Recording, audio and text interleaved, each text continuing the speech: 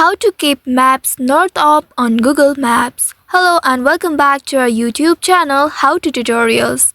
In today's video, I'm going to show you how you can keep your maps north of on Google Maps. To keep maps oriented north of on Google Maps, you need to follow the steps. First of all, open your Google Maps application on your mobile device, and here make sure you are logged in to your Google account. Once logged in, here at the top right, you will be able to see your profile picture. Tap on your profile picture, and from this menu at the bottom, you will need to tap on the settings. And once doing that, you will be taken to the settings page. Here you will need to scroll and find navigation settings, which is just below show scale on map option.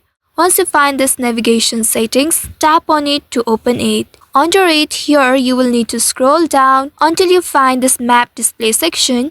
And at the bottom of this map display section, you will find the option labeled Keep Map North Of.